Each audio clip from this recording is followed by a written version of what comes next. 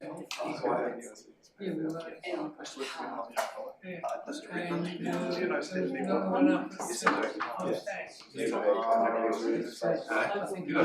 I don't, sorry, I don't have that contact. I do, because the whole in my life.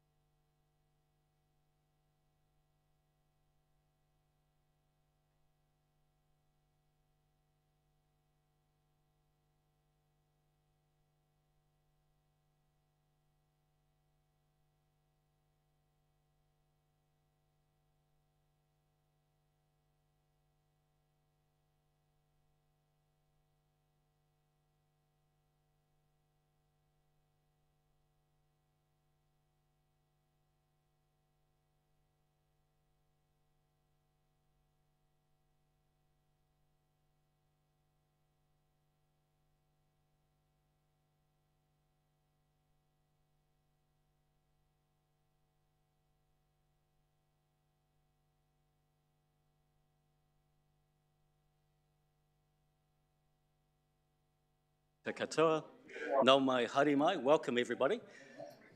Welcome to the CNR meeting. We'll get underway. Calling for any apologies. We've got our Blackie is one of the apologies. Any others? No? All right. I'll move from the chair that the apologies be accepted. Could I have a seconder, please? Thank you, Councillor Redmond. All those in favour, please say aye. Aye. Those contrary? Carried. Conflicts of interest, are there any that we need to record? Thank you. Confirmation of minutes, who would like to move that they be accepted, please? Thank you, Councillor Bryan, seconded by Councillor Mellings. All those in favour, please say aye. Aye. Those against? Carried. Matters arising from those minutes. Anything there that people would like to talk about or cover? No. We're moving with alacrity. Deputations. Right. Looks like Norman. John, come forward.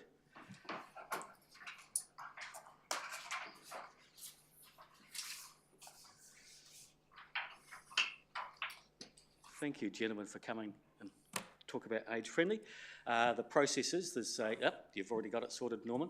So you've got 10 minutes, and ideally, if you can speak for less than 10 minutes, because it gives us an opportunity to then ask questions at the end. Is that all right, Norman? You've done this before anyway, so yeah. I never speak for less than 10 minutes. Tēnā koutou, tēnā koutou katoa.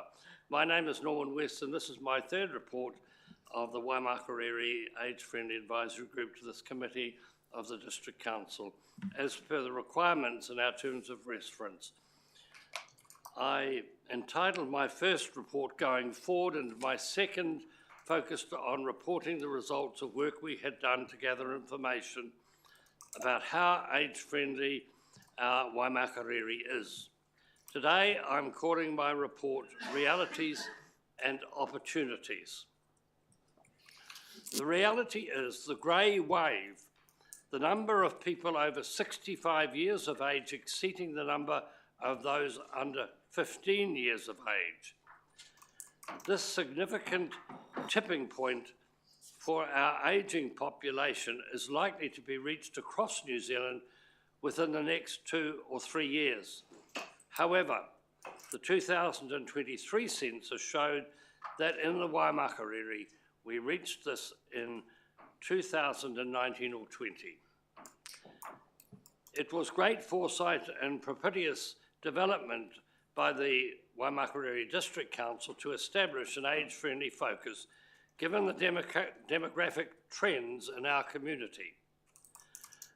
The opportunities for the Waimakariri District Council include leadership and exemplars that this community can provide for other areas of New Zealand as they move towards having a greater proportion of older people than younger people. First, however, I need to acknowledge the support of Age-Friendly Advisory Group, the report we've received from the District Council. I especially want to acknowledge and thank the Waimakariri District Council through the support of Council staff member Martin Pugh. Martin's here, thank you. And the Council staff members who have taken our monthly meeting minutes. This resource is essential, and Martin serving as a key contact for age-friendly matters. We are very fortunate.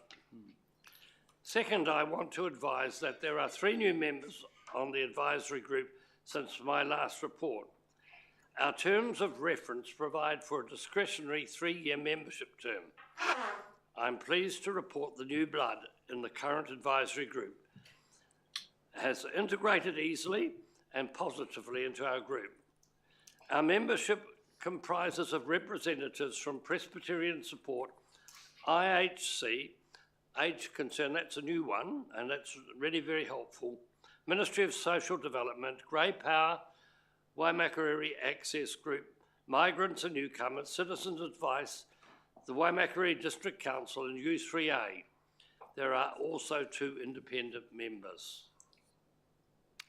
Our Waimakariri Age-Friendly Advisory Group gives emphasis to documents developed by the World Health Organization, WHO, who identified key themes which, if enacted, would enable change to ensure more friendly communities.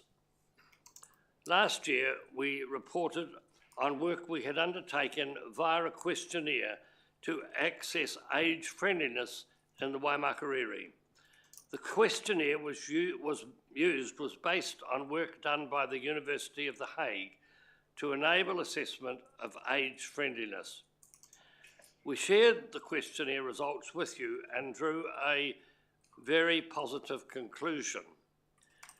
We noted the results reinforced a popularly held view that the Waimakariri is a place for older people. However, we did acknowledge the questionnaire and consultation had some limitations, and that we were conscious that age-friendly needs to encompass and apply to all older people in our community. Since last year's report, we have undertaken a further analysis of the 2024 questionnaire to identify the areas from our questionnaire that indicate issues of concern. We've also acquainted ourselves with the demographic information for the Waimakariri from the 2023 census as it relates to the 65 plus age group. And I'd like you to look at the attached tables which indicate the recent reality of the grey wave that is washing over the Waimakariri. Give me a moment just to look at that.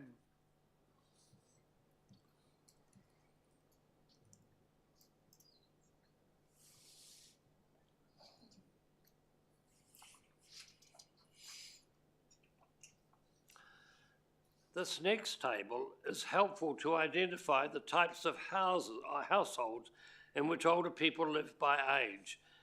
As expected, the older we get, the greater the percentage of those living alone. We also know from gender and deprivation data that our older citizens are predominantly women and often quite disadvantaged. We have focused our effort and work this year to ensure there is awareness of the demographic reality of our community, as well as ensuring there is understanding about the issues facing older people in our community. Finally, any measure of age friendliness needs to ensure that, as far as possible, all older people have opportunities to thrive in our community. One of the pleasures of our age-friendly advisory group enjoys at our monthly meetings is to learn and hear examples of the challenges some older people have, and then support that is available through the representatives within our group. However, the following are still quite challenging. Housing. For those who are disadvantaged and not eligible for emergency and or social housing or able to afford the current market. Challenges associated with health provisions and access. The need for navigation services to assist older people, especially when they face new and age-related challenges. There is still an ongoing need for improved access to health services. To address this, it's essential that our community develops the capacity to go beyond simply identifying the experience of disconnected or underserved groups. We must explore innovative outreach methods, ensure seamless partnerships with local organisations, and create new pathways that foster engagement. These efforts might include tailored support services, improved communication strategies, and actively seeking input from those whose voices are seldom heard. By making our approach more inclusive, we can bridge the gap for those missing older community members, ensuring they not only have access to resources, but also feel welcomed and valued. Our ongoing work program will continue to focus on achieving a truly age-friendly environment where every older individual, regardless of circumstances, can participate as fully as they choose and enjoy a sense of connection and belonging. I'm going to come in a moment to an opportunity for some questions, but I want to thank my good friend John Mather beside me for the work that he did in preparation of this report. I was away overseas, and thank you, John, and Martin, who I've already mentioned, and the council staff. Thank you. That's wonderful. Thank you, Norman. John, are you wanting to add anything? No, not at the moment. Okay. Do I have, who has the first question? Would you? Yep. Yep, go. Thank Councillor you, Fulton. Mr Chair. I noticed your reference not just to the elderly demographic, but disadvantaged and vulnerable women. Is that something you've specifically asked for council to look at? Presumably, I think you touched on it with housing policy and things. Is there specific there that you think you'd like to talk about? One of the areas that is of concern is the transport available, for instance, and public transport that's available, and the fact that Oxford really is a very disadvantage when it comes to buses and getting to the city, for instance. That's an issue that I can identify. The health service is a major one. There are going to be changes to bus service access in due time. ECAN are working on a system, and they were trying to set it up in Timaru as a start to doing the region, which will mean that the gold card will no longer be the access system for getting free buses, and the elderly will need to get new tickets for this. We'll need to make sure that they know how to do it. Yeah. And Just a quick one, an example out of Oxford, you've got the community trust bus and those social private services. Are they sort of, is there room to grow those? And yeah, like the vans into town, the shopping vans, the movie nights, etc. Yeah, they're valuable. I don't think that meets the Oxford issue of getting into the city, for instance, to hospital for all that. Mayor Dan. Norman, could I just say thank you very much for the work that you and the committee do. We do appreciate it, and it helps keep us in contact. And thank you for the nice words about Martin. He certainly does a great job and highly valued by us, so thank you for those nice words. The commentary you made about healthcare, I'm just interested in that. You may be aware that our council has recently agreed to provide some debt funding to assist with the building of a new extended hours. Just would welcome any further, just drilling into that a little bit more around the issues that you've raised and any comment you've got around the commitment that we've made.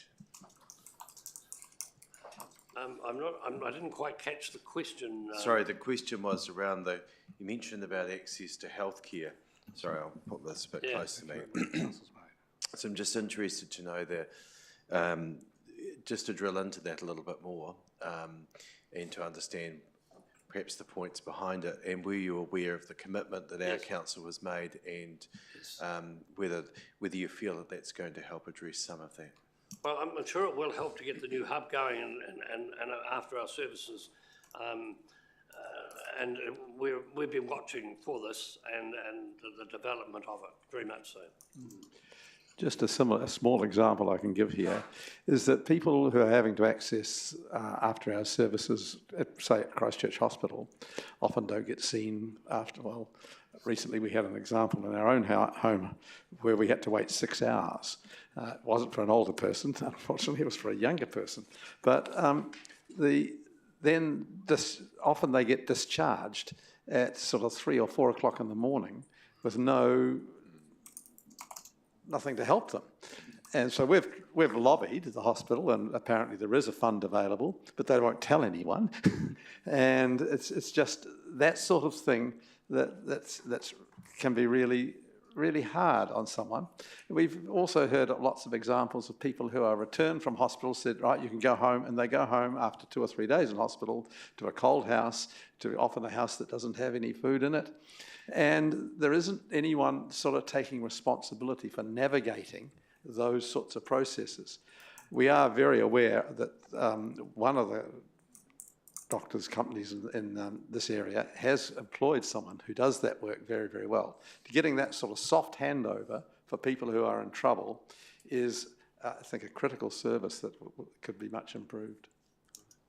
So just in terms of registering for new patients, is that still an issue? Have you picked that up at all? I haven't heard it lately, but I was hearing it about 12 months ago. Is that, do you think that's still an issue, or is that being resolved through the current practices? Well, can I just say, I represent Grey Power on this group, and it's not been an issue raised recently at Grey Power, nor is it one that's been raised a lot at our monthly meetings. But it was a problem last year. Yes, thank you. Thank you very much. Thanks, Mayor Dan. Councillor Bryan. Thanks, Mr. Chair. A question I should know the answer to, and your stats prompted it. What's Somerset? How big's Somerset going to be as far as population is concerned? I'm not sure of that, but one of the things that I've been recently reading is some research that's been done on the types of housing that's available for older people. And they'd had a table at the end of it. I should have brought it along because it was very interesting. But those villages aren't serve a need and are really important, and they're quite popular, but they don't suit disadvantaged people. They can't access into them. Or they can't afford to access into them, and but they do serve a purpose for older people. They create a nice village life, and I think they're very important. But at the other end of the scale, there are large numbers of people living in the 4 camping grounds in the Waimakariri. 5, I think, because there's one up in Runutu. And they're doing it not necessarily because of choice.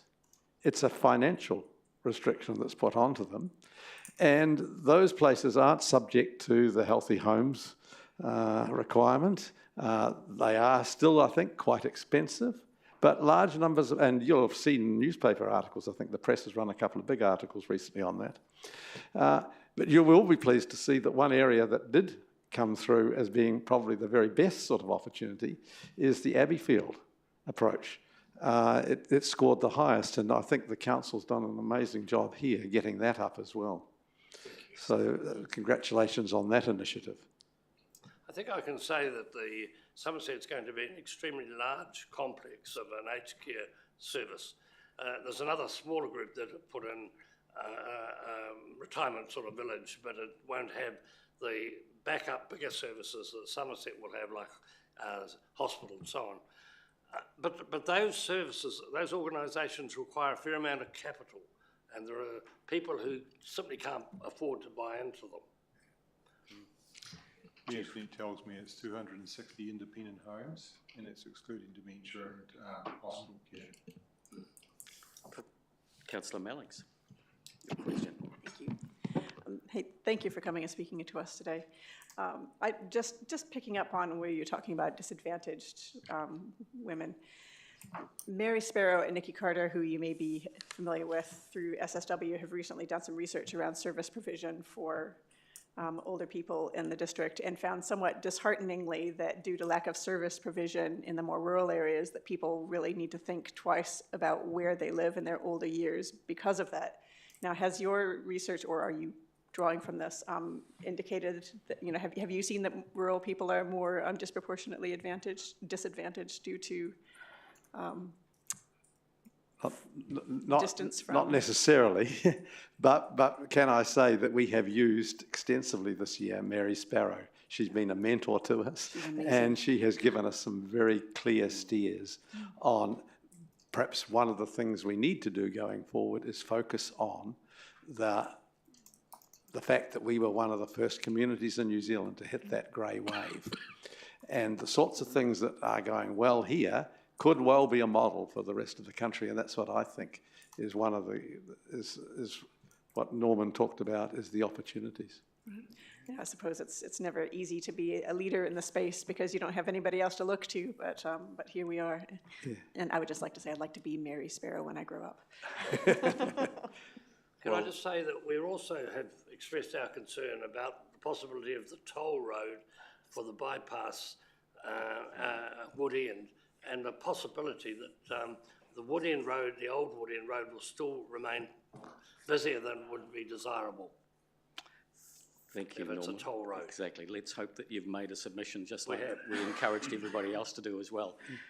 We're also concerned about the tolling in terms of how that will potentially impact on Kaiapoi, Tuahiwi, and also Woody. Yeah. So, firstly, thank you very much. You've raised a lot of questions, and I hope there's going to be actions out of some of the report in the survey. Are you sharing that with us through Martin? Because I look at we're getting a report from staff that have surveyed 12 to 24-year-olds, You've got the other end, and we're already going to be developing an action plan with the 12 to 24-year-olds. Is there an action plan for your survey and report? Well, the action plan was developed when the age-friendly group was initially established. Right. And So it exists there as a document, although it was completed, and how can I put this? The council is one of the better examples of an age-friendly group, because they did take hold of those ideas that came out of the World Health Organization when they developed the concept of age-friendliness, the key principles. So when we were looking at that questionnaire that we used, that was developed by the University of The Hague from that framework, we found that, yep, it wasn't the council that people were complaining about, that they had lots of very good age-friendly practices. Right. And it seems that they're well built in. We haven't, actually on the advice of Mary, we haven't really gone ahead with any more. We thought we would do a further analysis and broaden out the questionnaire. But she thinks there's enough data available now for us to focus on, particularly connection. And I know she's working with another group in the council trying to make sure that we have very good connections. One of the major challenges facing many older people is that they lose connections with others.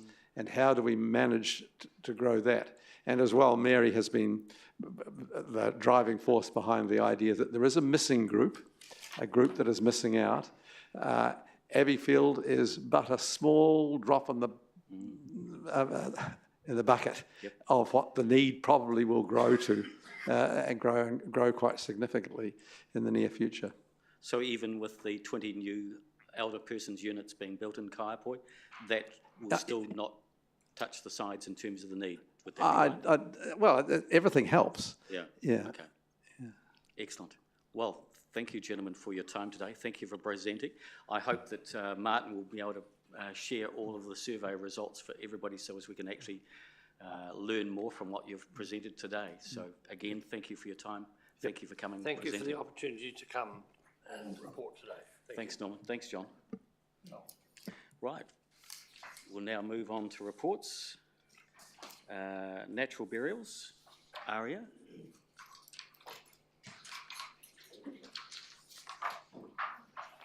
And Grant. Nau mai haere mai, ni hao ma. Yeah, ni hao. Excellent. Welcome. Ahi ahi pai ko Grant Stevens, aho ko Aria Huang tēnei.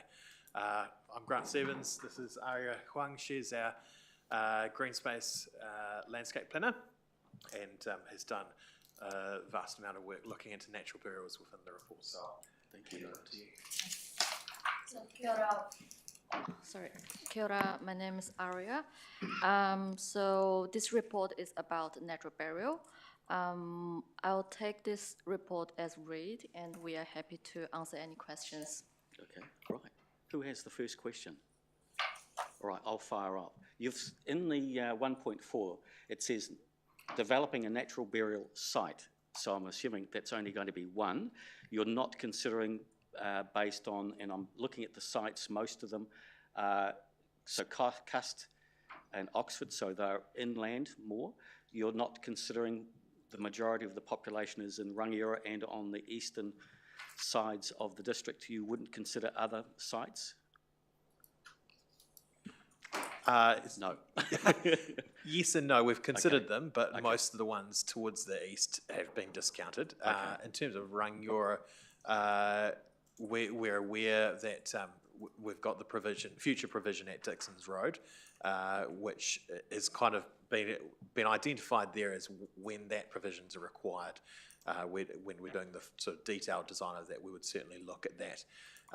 Probably the higher level places on that site for natural burials. But yeah, in terms of the ones we've recommended at the moment, they are more inland with Cust and Oxford. Yeah. And sorry. Just for that, we don't have a lot of capacity necessarily left in the east of the district. You'll know Kaiapoi Cemetery at the moment doesn't have a huge amount of capacity, but it also has groundwater issues. So we have a requirement for any new cemetery that the groundwater is not allowed to be within 3 metres of the surface, which you can imagine anywhere in the east of the district, it's pretty hard to find somewhere with groundwater at all times of the year, less than 3 metres, more than, 3 metres from the surface. We had that issue with the Dixon's Road cemetery. We had to do 2 years of ongoing monitoring. So a lot have been discounted because of those sorts of conditions and also capacity. So those same requirements occur with natural burials where the body is only 500 millimetres So, deep? no, not necessarily. No? Okay. Capacity is the main issue with Kaiapoi, but if we were to look at any additional cemetery provision in the east of the district, we'd then come up against that rule regardless of the type of building. Okay, and one other question. In terms of other councils that you've been talking to, what were the pitfalls? What were the positives in terms of having a natural burial site? Did they talk about that? And how wonderful to have a natural burial site in the Waimakariri is a good idea, yes or no?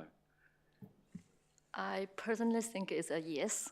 I haven't heard much pitfalls from other councils so far, but if we are interested about to know any possible challenges, I would be happy to reach out to them again to see if there are any challenges or anything we need to be mindful.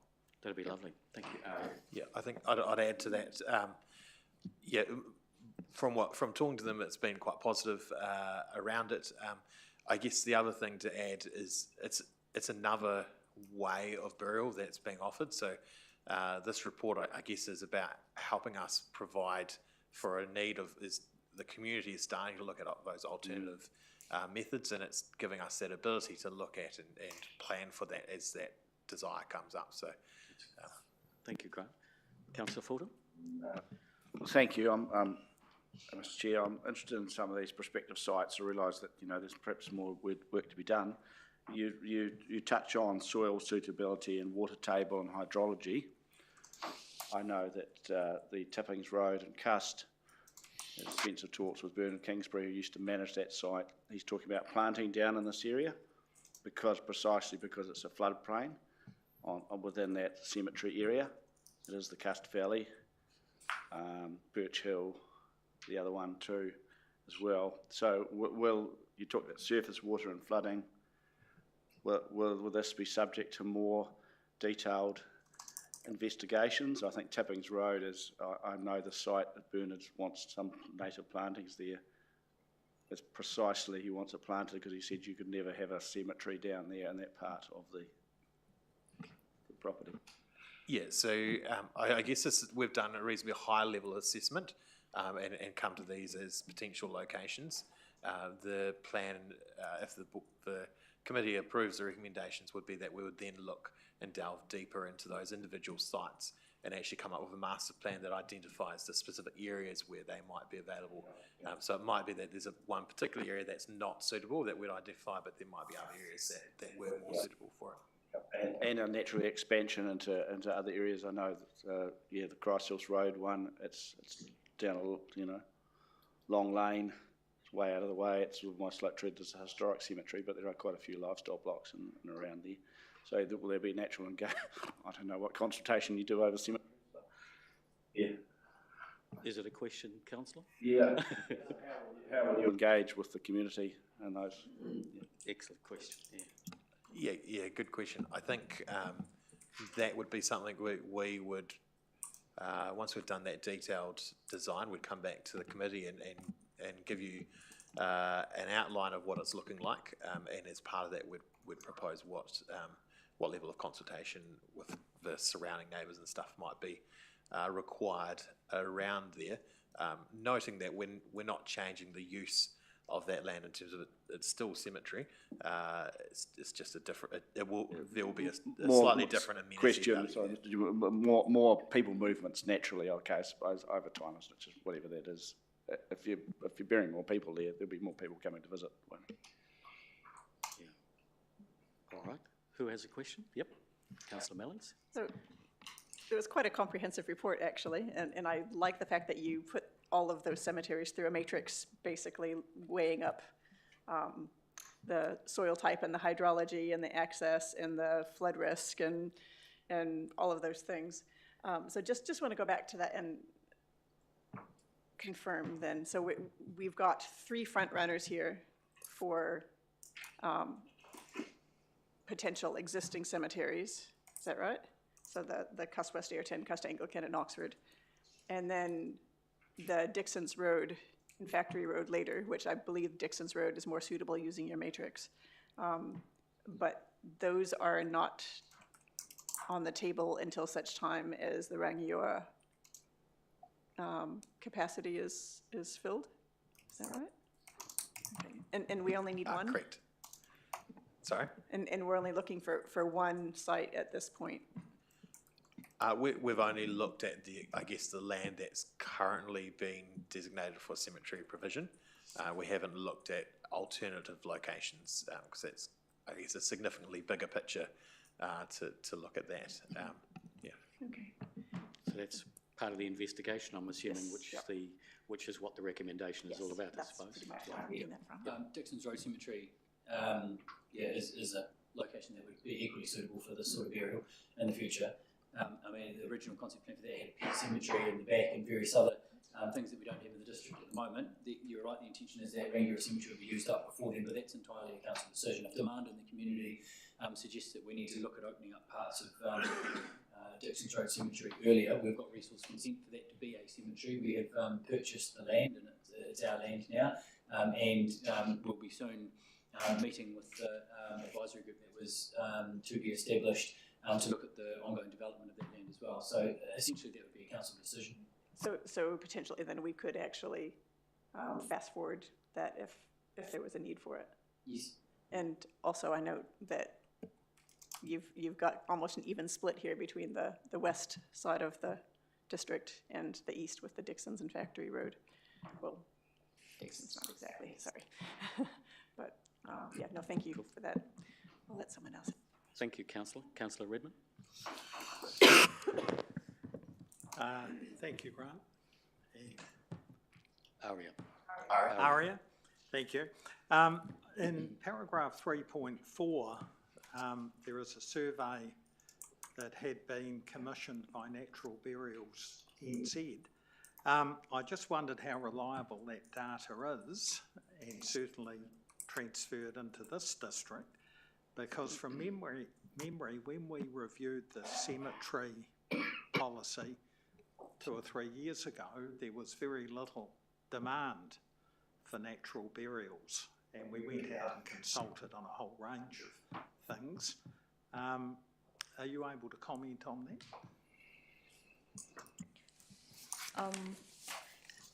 I agree with your point, and also this survey done by Natural Burial is from 2002 and 2003, which is also relatively early, but that is the most updated data we can find online. But I think if we want a more accurate number of survey, we could also do a new survey to see what the current demand is. But I think this is the most available data and the number we can come up at this point. So will the cemetery policy need to be updated to reflect natural burials? Yes, it would do to enable that and reflect that. I guess depending on that number, you're right, could change. I mean, that's a national survey. It could be different within our community. What we do know is that there's interest in it, and that seems to have been growing as those sorts of different types of burials have become more popular. And so this is about, I guess, us being planned and knowing where these could happen should demand come about, rather than kind of when it happens having to try and back foot, if that makes sense. So the cemetery policy, from recollection, was very specific with dimensions of headstones, and it got very technical, and there were submissions from funeral directors. So I don't know, are funeral directors involved in a natural burial, or are they sort of a do-it-yourself? Yeah, absolutely. You still have to, I guess, abide by national cemetery rules and regulations and things. So it's got to be done officially and properly. It's just a different method. So the coffins look different, the depth, the planting on the top. But in terms of the process of how it happens, that would still be done. And you'll note in the report we've said that we will talk with funeral directors and things and get there and let them know what we're thinking and keep them updated as we progress. Right, thanks very much. Were you wanting to make comment, Chris? No, all good? Right, we have a recommendation. I'll move from the chair to start things rolling. Thank you. Dan is going to be the seconder. Speaking to it, this has come from a request from a member of the community, Leslie Hurley, who requested that we consider natural burials. I look at it that Christchurch, I think, has only just approved water burials. There's more and more offerings now with regard to people wanting to be naturally buried as opposed to in wooden caskets and that sort of thing, and effectively almost leading on from Councillor Redmond, we're front-footing it in terms of getting ahead of the game in terms of that there's potentially 13% of people wanting to have natural burials. And currently we don't have a policy for it, and that's the purpose of the report effectively, is looking at further investigation and design work in terms of taking what we've got in terms of our existing cemeteries and allowing them to have natural burials. So I urge the councillors and Mayor Dan to support this recommendation. The seconder, Mayor Dan. Thank you. I support the recommendation because it's simply just asking for further investigation into this. Increasingly, I do get asked about this and in terms of planning for people, so I think getting ahead of it is sensible. The cost of burials and that is getting exorbitant for people. And I know myself with my own mother, I was a very basic funeral service and I couldn't believe how expensive it was for her, and that would not be what she wanted. And increasingly people say, well, we'd rather have a process where we can just go and be naturally buried. As long as it's hygienic and meets the health guidelines, then I don't have a problem with that. And as long as it meets the conditions and requirements. So I'm fully supportive of us investigating it. And ultimately, it's a choice for people. It's not something we're imposing on it. It's up to people's own individual choices. My own choice would be a cremation. And I haven't changed my mind on that at this point. I don't like the idea of water cremations, but that's another measure. I just don't feel comfortable with that. But a very close friend of mine was the first to have a water burial in the country. So, and knowing Roger, I was very impressed with his progressive thinking in that space, because I wouldn't have thought that he's quite a conservative individual by nature. So to have that and him being one of the first, I thought was quite a chance. So who knows what comes about in the future. And it's just saying that with our cemeteries, we've got the 3 listed, but also in future that that's considered and taken into account. So I welcome the report to come back, and I commend the staff for being progressive in this space and our thinking and getting ahead of it. Thank you, Mayor Dan. Any other speakers? Councillor Redmond. Thank you. Yes, I'm all for choice. I'm just wondering how this ultimately will mesh with the cemetery bylaw or policy. And I chaired that committee, and it was quite a fascinating thing to learn about burials and cemeteries and things. So I'm just wondering, at some point that will need to be updated and take the results of this into account. So yeah, I don't know whether there's a demand for this or not, but I think it's good that we are giving people a choice. Thank you. Excellent, thank you, Councillor. Any other speakers? I'll, in terms of my right of reply, my uncle used to be a funeral director, and we would go and visit him on a regular basis, and we'd actually visit him at the funeral home. It was actually the bizarrest thing, where he would be working on a body in the other room whilst we were visiting him. It was just a natural part of life. But it is extremely prescriptive in terms of the funeral directors controlling the way that people are buried. And I actually think that this is an opportunity for us to be more flexible in terms of how we want to be buried. As Mayor Dan said with regard to cremation, I also am choosing to be cremated as well when I pass, because I don't want to waste any land. And I see by the amount of people that actually pass away and don't actually bury the ashes or bury the person that's passed away, it's just an indication that, again, it has become very, very expensive. So I think that the natural burials this is a wonderful opportunity for us to investigate and then come back with a report back to this committee and see where we go from here. Anyway, we'll put it to the vote. All those in favour, please say aye. Aye. Those contrary? So that's carried. Thank you, Grant. Thank you, Aria. Moving on to 5.2, advertising boards at Kendall Park. We've got Grant McLeod. Nice try there, Grant. Thank you. You pull it out on a Tuesday, don't you? Yeah, only on a Tuesday, just for CNR and council. I'll take the report as read. I'll just say alongside of that as well, Waimak United Football Club have been proactively looking for ways in which they can potentially have less reliance on funders, hence the idea that's been presented to you today. It's not inconsistent with some of the other areas that we've got, as you'll note, with Dudley Park around the netball centre. So happy to take questions on that. The first question, Grant, in terms of currently we've been getting the funding from the advertising, is that how I understand it? Yeah, it would be fair to say it's not been proactively managed though. Okay. So we set those contracts up, I think, in around about 2015, but it hasn't been proactively managed in the last few years.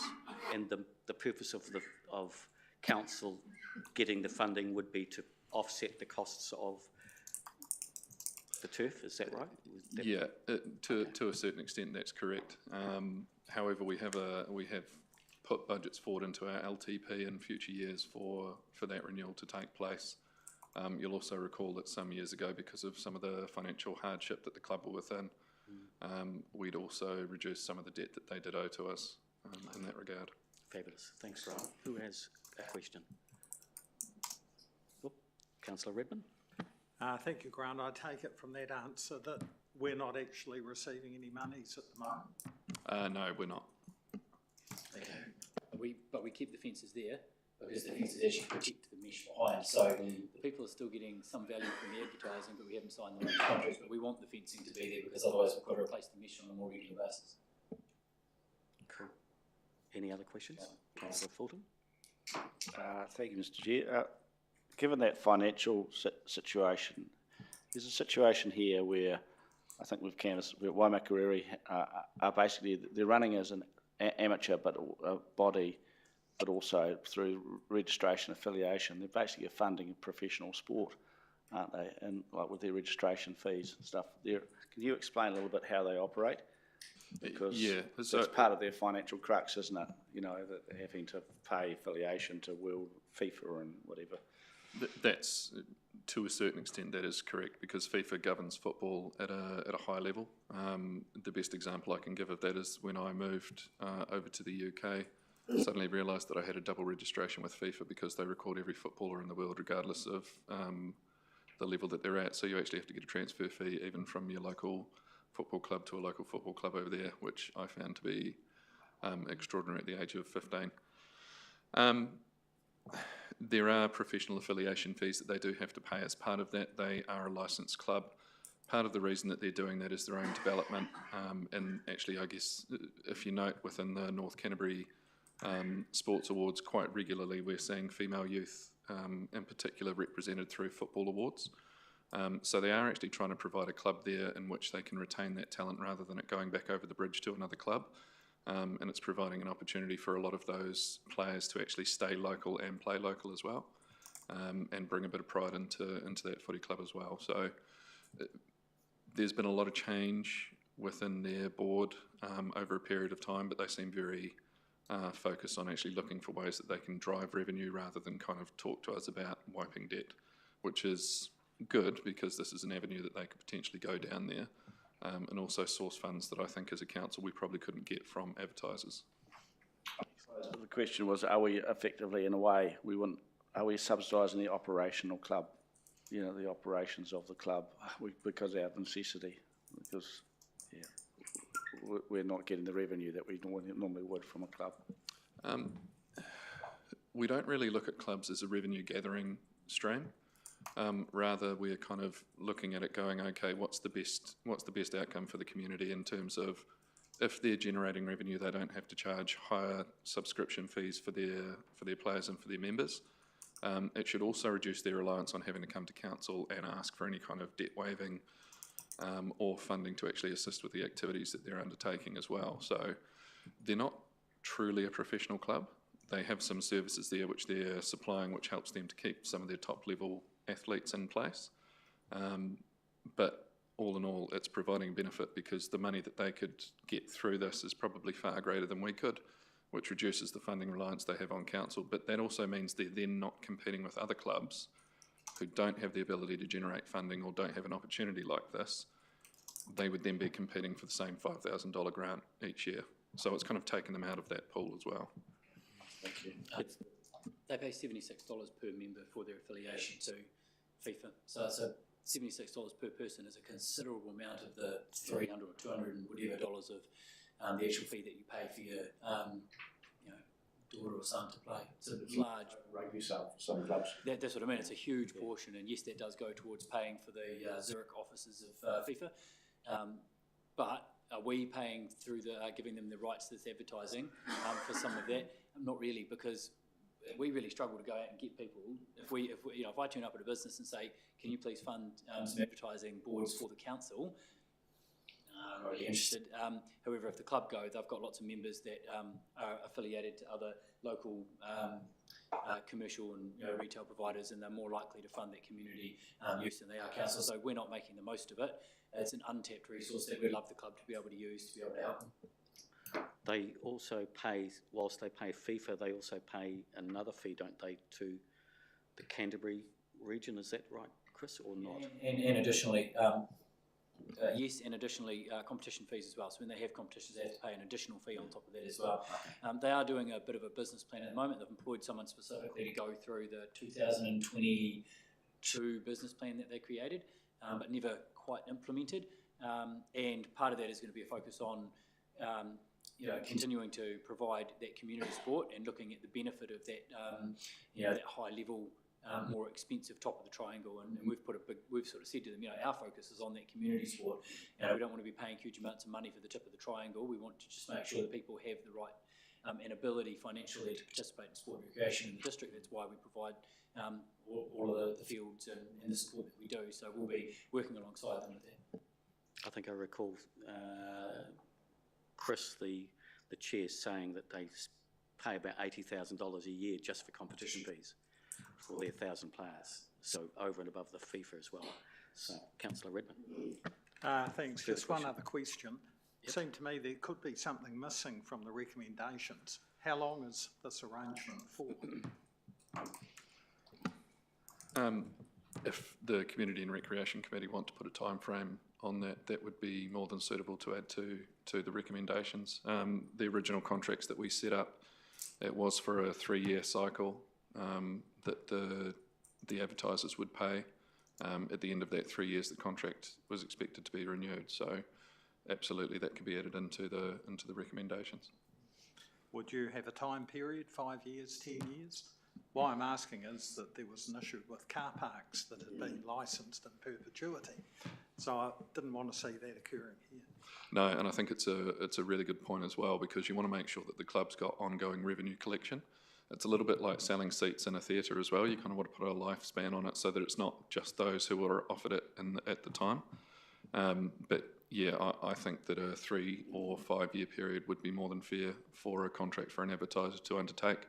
The 3 year period worked quite well previously when that was set up in 2015, and that seemed to be open to the advertisers as well. Yeah, I wasn't talking about the advertising period as such, but for you're what talking period can the club receive the proceeds of the advertising? We hadn't put a time frame on that, but I mean, absolutely could. You know, this could be reviewed within 5 years if the committee is open to that. I think that would be more than fair, because then we can have a look at what they've generated during that period of time, and then have a look at financially where the club are at as well, and if it's still working for the council. Thank you. Councillor Redmond, would you like to move it and add that as a G, or, sorry? It would be an I. Sorry, looking one before. Forgive me, I, correct. There may be further questions. Yep, in the meeting. no, I don't.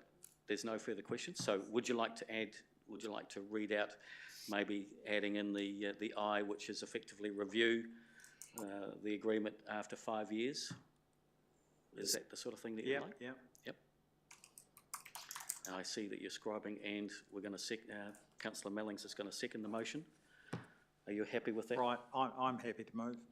Thank you, Councillor Redmond. Would you like to speak to the motion? Yes, Or something a lot of you won't know, that I was actually the president of the Sunday Soccer League back in my younger days, and we never actually paid exorbitant fees to FIFA. We were a commercial operation, not affiliated to head office. I also have a grandson playing for this club, so I don't think that's a conflict, but I go along and watch his games. So I'll move recommendation A to H and add an I, that the arrangement be reviewed after 5 years. The arrangement with WUFC be reviewed after 5 years.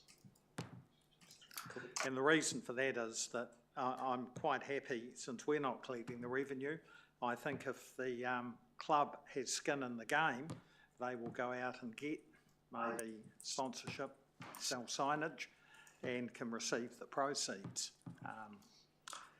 So any money we can assist, we're not actually giving anything up because we're not receiving it. But I wouldn't like to say that this is in perpetuity, and we give up those rights. So that was the reason for just wanting a time period. Thank you. Thank you, Councillor Redmond. Councillor Mellings? Can I suggest a 3-year period, because the licence is going to be given for 3 years, and so that will be one term. If it's 5 years, it'll be halfway through the second term, and you'd have to wait 6 years before you change it. So I'd suggest that you sort of make it, yeah. Happy with that? Right, happy to amend that to 3. I was just trying to give them more certainty. But Seconder, happy with that as well? Right. Seconder to speak. So, football's quite a unique sport in New Zealand and in our district here, because it is beholden to FIFA. I have quite a lot of friends and whatnot whose kids have played football, and the subs are ridiculously expensive. Once you throw kit in, it can easily get over 550 plus. That's a lot. And my own kids played whenever they were little, and as long as I can remember, they've been rattling their dags trying to raise funds to defray that cost, and it's just not that easy. The way I see it, this proposal is really just kind of taking advantage of right now what is an opportunity cost going begging. You know, staff have better things to do than running around chasing advertising revenue. We're not actually collecting anything as a council here, but yet the money that could be raised from advertising could really make a difference for the club and their bottom line. You know, it's something that they're going to have to work for. It's not a gift. It's something that they're actually going to have to go out and chase. And, you know, I say more power to them for wanting the option. And also in C of this recommendation, it says, if revenue from this advertising collectively exceeds $10,000, a report will be coming back to council. So, you know, there's really nothing to lose here. It gives them the opportunity, see what they can do with it. They've got 3 years to make it happen. And if it is a wild success and there is somehow a perception that council's missing a trick here, well, it's going to come back here. So there really is nothing to lose here and everything to gain. So I support this motion, and I hope you will too. Thanks. Thank you, Councillor Mellings. Mayor Dan? Thank you, and I support the recommendation. And the I part of it, which is for, and I think very wise advice from our chief executive, for around 3 years. It sort of keeps it aligned. This club recently met with myself and Councillor Cairns as well, pardon me. I have a lot of meetings, I just can't remember who's, sometimes who's there, but I had a feeling you were there. They're in a pretty precarious financial situation presently, and they're doing their best. They've got a very high number that come and play, and the current club membership has inherited some past decisions which they weren't party to, but are having to deal with those, which often happens in clubs. But it was rightly indicated the cost that goes to the national body is really crippling them. What they'd have ideally liked is, and I'll float this here, is a loan from the council to get them through their present difficulties. I've tabled that here today just for members' information. We gave them a fairly clear message there that we thought that would be unlikely to curry favour at the present time, given the number of clubs and organisations that we have and we're supporting. It's out of alignment to a degree with the review that we've signalled as well. There is a review needed, really, on the basis of funding that we are providing to other clubs and organisations, and the equity that exists there in terms of fairness of process, and it gets off. I get it occasionally raised with me. I think we have a fairly robust process, but I would certainly welcome us putting our eyes over it just to make sure that when clubs do come to us, that we are trying to consider that on a fair basis. Look, I had a great deal of sympathy for what the predicament the club's in. I've attended down there on their match days on several occasions, and I have been utterly amazed at the numbers that are there, substantial, and that the current club are doing their best to manage that. I'm not sure where they're at currently with the predicament, but they've brought in someone who has some expertise to help them get a plan together. This decision today will certainly assist them with achieving additional revenue in order for some naming rights and sponsorship that can go on board. So to me, it's a no-brainer that we make that call. But I just wanted to table here, and Councillor Cairns may wish to say some more, but they were in a very difficult situation. I know our staff have been helping. We've advised them to go to talk with Sport Canterbury. They're also, the current funding climate that clubs are in is really difficult because of decisions that RATA and the like have made, who do not support the same as they used to. I think it's wrong, RATA's present position. They should be supporting small clubs and sporting clubs like they used to. Pub charities and the like, there are very few in our district now.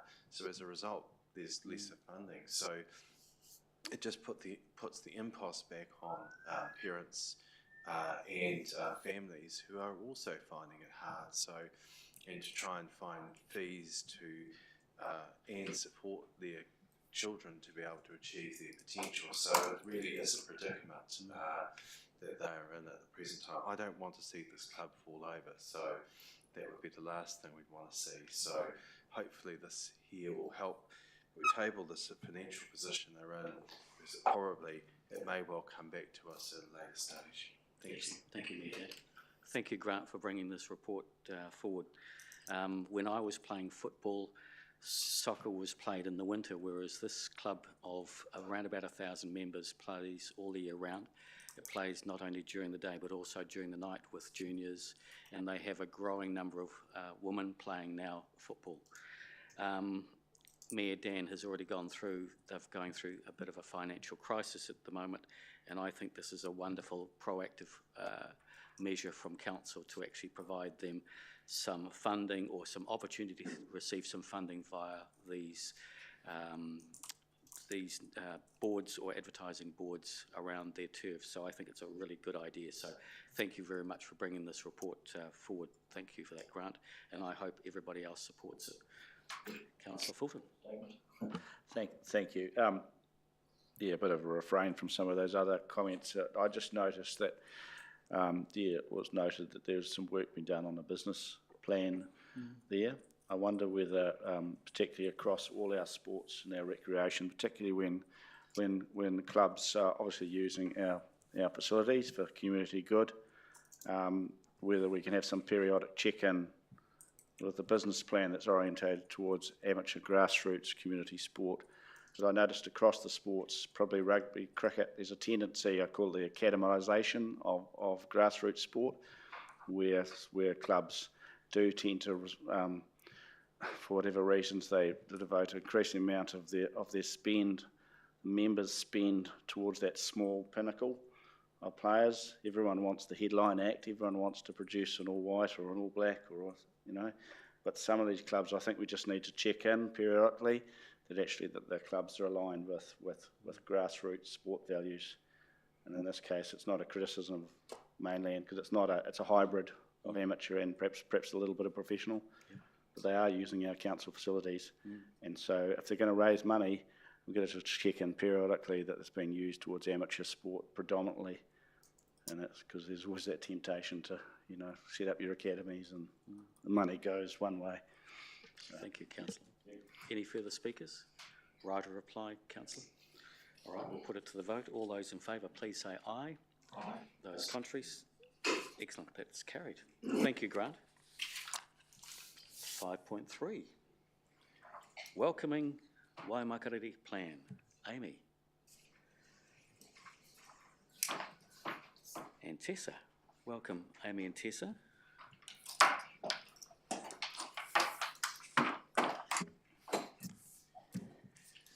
Tēnā koutou katoa, ko Amy Claessens taka ingoa. Kia ora, I'm Amy and I am a community development facilitator in the community team.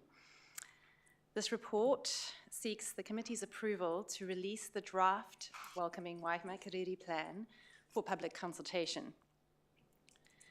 The aim of welcoming communities is to ensure that migrants and newcomers are effectively empowered and supported to be a part of the new community. And just to note, we are now one of 35 welcoming community districts across the country. We've been able to build on the earlier efforts and commitments from the council and community-led groups in this space. That includes the Migrant Agency Group, the Global Locals of Waimakariri, and the establishment of the Cultural Inclusion Portfolio, to name a few. I would also like to acknowledge the Welcoming Waimakariri Group that was established in May this year. Some of the members are here today, Yvonne and Adrian Gowan, and some are listening in. This dedicated group has worked voluntarily with council staff to develop the Welcoming Waimakariri Plan into the iteration that is attached to this report. This is a foundational plan, informed by research, with goals and actions that provide a guiding framework. It is a living document designed to evolve over time, with additional actions able to be incorporated into future implementation plans. And just listening today, we've spoken about changes to policy, for example, in the burial space. We've spoken about clubs and the older person space. The plan, the idea of the plan is that it's high level enough that the more that we are sitting in those committees, hearing from groups, that we can build in actions to reach those outcomes and include that lens of newcomers in those spaces. We'd like to note that the attached version of the Welcoming Waimakariri Plan in your minutes has the draft watermark missing. The draft document will be appropriately designed by the Communication and Engagement team according to brand guidelines before it is released for public consultation, pending your decision. This won't alter the content. We ask that the committee nominates the community team manager to approve any appropriate minor edits, noting that following the consultation, the final draft will come back to the committee for approval. We are looking forward to taking the next step of public consultation on the plan. I will take the report as read and I'm happy to answer any questions. Thank you, Amy. Tessa, are you wanting to add anything to it? No, not at all. I'm the backup crew. Thank you. Who has the first question of Amy with regard to welcoming waimakariri plan? Anything? Yep, happy to move. Thank you, Mayor Dan. Who would like to second? Thank you. Robbie? Right. Would you like to speak? Just briefly to say that I support the recommendation here. The work that Amy and the team have done is, I think, fantastic, and I just appreciate how available you make yourself, Amy, to so many different things and right across our council organisations, including Waiata Group, you name it. You're there in the event we held a couple of weeks ago at Waikuku with the birds, which I thought was a really lovely event that was a great initiative of this council and something I'm proud for us to be associated with. The whole idea of this plan when it came about and the funding that came in was to achieve the things that we have.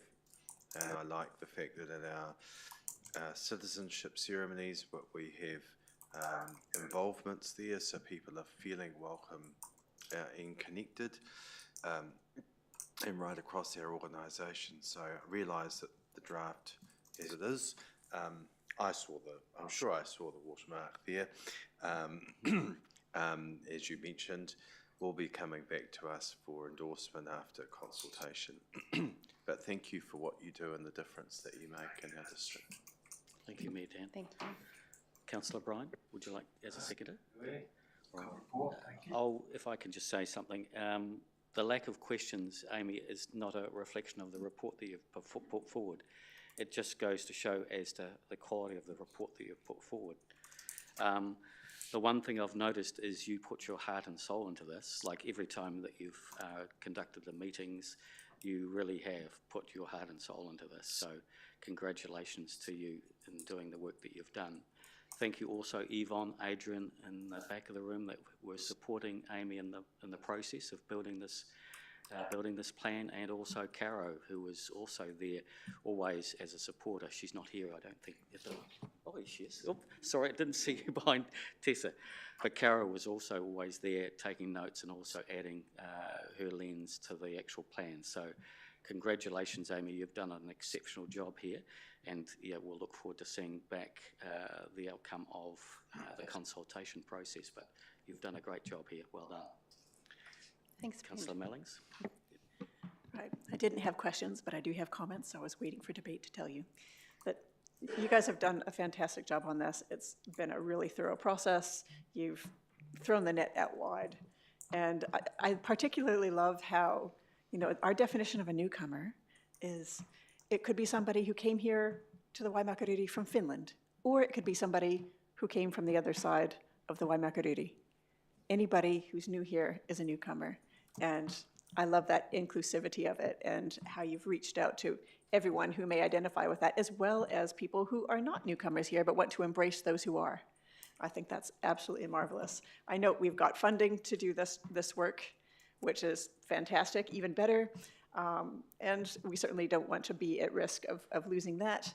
And why would we possibly be put at risk? Because this is going to go out to consultation and the deliverables will be delivered. So congratulations on a great job, and I look forward to seeing the outcome of your consultation. Thanks, Amy. Thanks, Councillor. Councillor Redmond. Thank you. Yes, a very good report. I'd just like to comment on G and H, which sum it up to me. Your mission statement, I think, is excellent. And in H, you note the alignment with the long-term plan and strategic priorities. So it's all part of the jigsaw, and I think it's an excellent mission statement, and I look forward to possibly looking at it further. Thank you, Councillor. Thank you. Right of reply, Mayor Dan. Excellent. Right, we'll put it to the vote. All those in favour, please say aye. Aye. Those contrary? Excellent. Carried. Thank you, Tessa. Thank you, Amy, for your work. Right, moving on to Mel.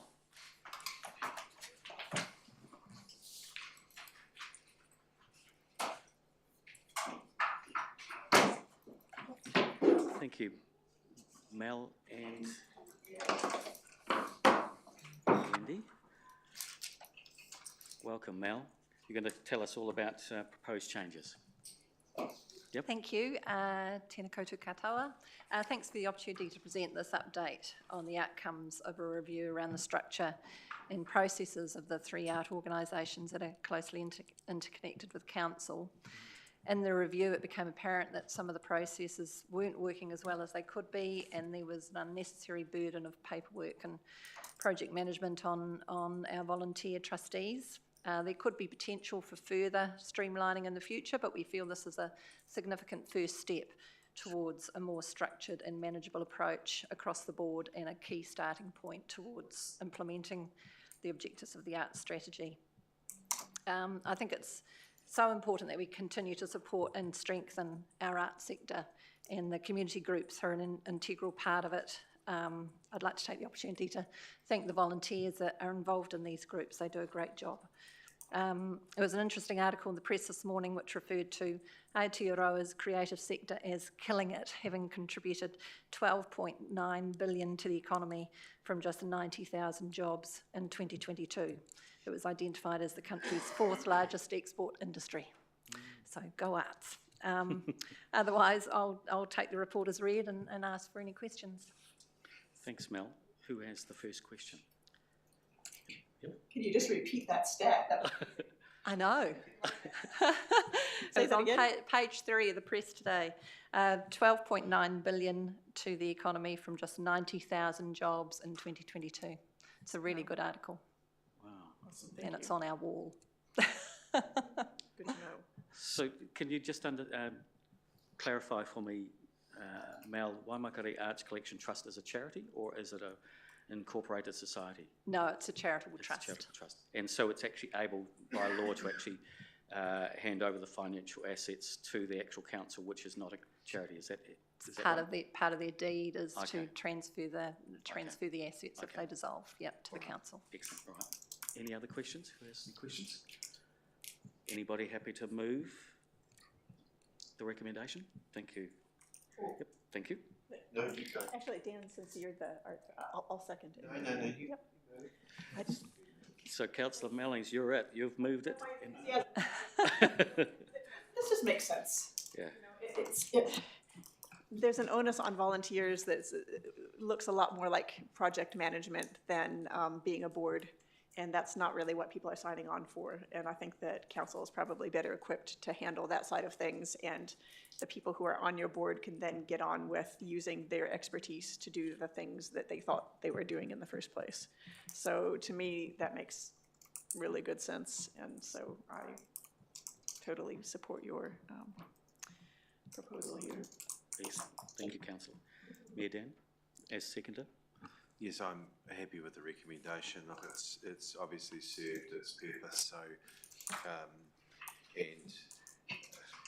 but also working with them to achieve where they need to get to. So, the arts collection that we have in this district is fantastic. We're very lucky with the great work that Brian Holt and Waimakariri Community Arts Council have done over many years, and we're looking at we're the beneficiary of that in our chambers and all round, including the beautiful artwork that we have of Nathan Poyo at the back there of Lamatila meeting with our the then governor.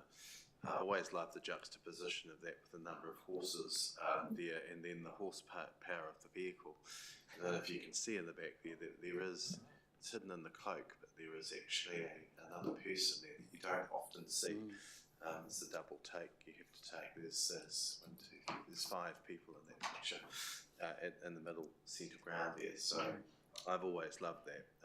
I spotted it one day quite by accident, and Nathan said to me, he said, well, there's not many that actually see that. So, so if you've seen that before, well done. But I love our arts and creative parts of our community. It's very special to me. And I know it is to a number of us here over many years. It's the bit that makes a difference in our district, various events, things that we have, and it's in a really strong place at the moment.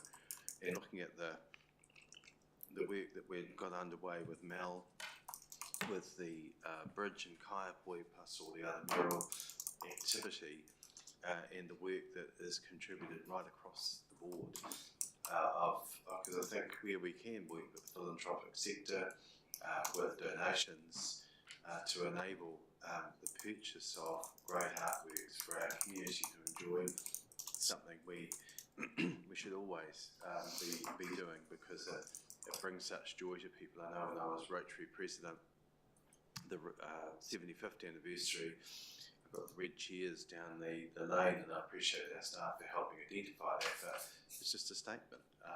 It was something that we could do that made a bit of a difference. They were called happy chairs, and every time I see them I do think that they make me feel a little happy. So there's another of our colleagues, Philip knows, being a fellow Rotarian, that would love to see us put out here a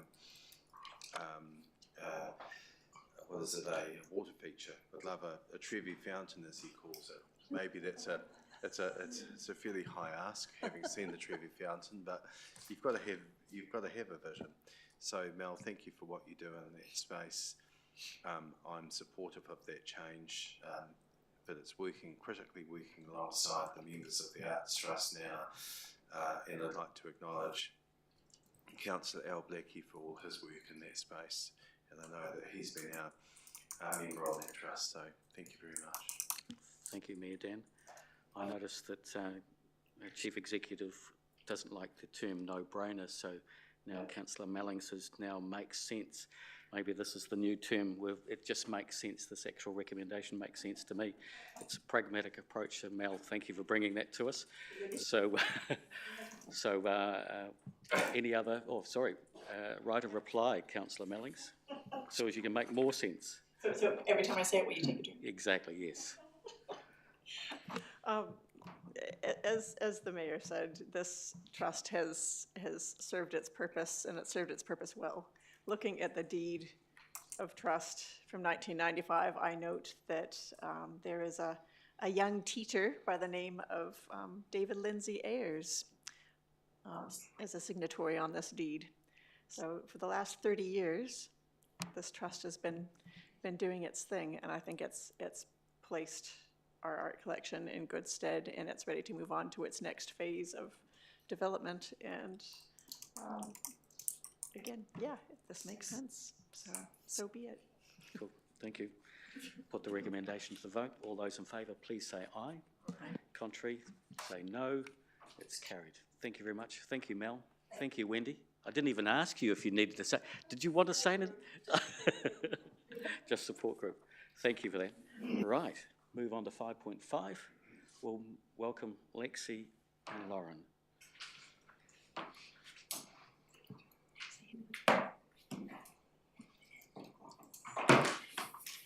And you're here to tell us the analysis of the youth action plan, which we got a sneak preview the other night. So it's going to be similar? Same? Same? Same as? So this report that we've got goes a little bit more in depth, but we will touch on the event as well. Cool. So the purpose of this report today is to provide the committee with an update on the progress of the Youth Action Plan project, specifically with regard to the analysis of the responses of the early engagement survey. But before we touch a little bit more on that, I'll just hand over to Lauren to give you an update on that event from last week. Yes, so last Wednesday we hosted an event to share the early engagement data with those who work with youth across the district. So we invited members from the North Canterbury Youth Services Network, youth council members, wider community service providers, folks from MSD, education providers, and more. So we wanted to do this early on in the process as we recognize how impactful this data set will be with those working with youth in the district. So we ended up having about 30 people attend, and many more expressed interest in actually receiving the data set. So we have sent out a presentation from that event to everyone, and we'll share the rest of the data with those that requested it. And then in the event, we kind of went through the why behind this project, and then went through a brief overview of key findings for each of the 10 topics outlined in this report. We received very positive feedback from attendees who were all pretty much keen to receive the full data set. We also had several approach us about providing support on the draft plan. Also interesting to note is that we had one attendee who works closely with the Minister of Youth Development who shared the findings with them last week as well. hand it back over to Lassie to talk more about the data analysis. And before I just get into that, I will note as well that last night the Youth Action Plan Advisory Group had their monthly September meeting.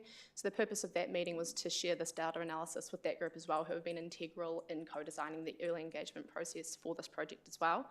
And we're able to facilitate conversations with the group on what they think we could look to do with this data and how that could translate into actions for the draft plan as well, which was great. So before getting into questions in the analysis report itself, I just wanted to quickly note a minor error in the analysis attachment, which has now been amended. In terms of gender, we heard from 629 female respondents and 436 male respondents rather than the opposite. So the data is all still fine, it's just the two labels there, so I just wanted to note that. So the analysis report itself goes into depth on what these 1,112 young people told us during the early engagement period across those 10 different topics. And this has been split into quantitative and qualitative responses with some direct quotes included as well, rather than paraphrasing everything. So yeah, I think we'll take the report as read and open for questions. Fabulous. Who has the first question? No? Right. I was most impressed last Wednesday. Wednesday? Was it last? No. Yeah, last Wednesday. It was just extraordinary, and it was interesting talking to the person sitting beside me, and she said, I've got to share this data with the Minister. I've got to share this data with the Minister. Hence the reason why I reached out to you during the meeting, so she could actually take it away and send it to the Minister the very next day. So we've got a set of recommendations, or a recommendation. Does anybody want to move it? Yep. So the Mayor is mover. Anybody second it? Thank you, Robbie. Would you like to speak? Yes, just, well, look, we've had this obviously last week. This is formally us receiving that plan, and we're noting a series of notes, but also receiving that and the analysis. The key part now will be what we do with the implementation of that. I really want to commend all our staff who've been involved in this. I was one who was originally involved with getting a youth development strategy here in the first place, and with it picked up on the Oxford model those years ago because it really was a successful model that worked very, very well, and we picked up the best parts of that and then put it into a youth development strategy. To then us achieving a youth council, and of course why youth. And I think our council has been very well served by both those bodies over many years. But to make sure that we're in touch with our young people, this is the best way we can do it. The engagement right out across our community, especially with our high schools and our youth groups. We've been to a number of the events. There was the skate jam, and there was the over at Dudley Park, the music night. I remember having a number of young people approach me to join in the music night, which I wasn't going to because I would certainly have cleared the room or the area. But they really loved it, and being able for them to showcase their talent, but also critically to have their say, which was what it was about also, was fantastic. I think you can be very proud of the effort that's gone in here with the number of young people that have engaged in this process, and the work that we also did with the social studies group at Rangiora High School. It's really something I really particularly enjoyed, and I know we're still working with them with the feedback, because I was talking to Kim about that yesterday, so thank you for all that effort. That's the best way we can understand what's going on with that age group. And they had some great ideas, which we'll just progressively need to work through what's practical and what we can do, and whether it fits in our toolbox or whether it's in others, or we can advocate for those things to be considered. The one that really does continue to worry me in those statistics is the mental health matter, which was raised on a number of occasions. It's not new, but it was the lack of knowledge at our high school, with our high school students, that really astounded me. And I do appreciate Nikki and Brent picking that up straight away and going down to Wellbeing North Canterbury, who are the deliverer of community wellbeing, that is, of most of the services here. It doesn't matter how good your advertising is necessarily, or the service. It's just the fact that some don't still know how to connect in with that. So that was something that I found, you know, we do know that it's a very real issue, but for that age group particularly, and the fact of how well it was articulated through that, and their concern was of worry to us really at that time, in the sense that you want to make sure that no one's at risk really, and they know how to access those services effectively should they need that, and that support that would come from it, will hopefully come from it.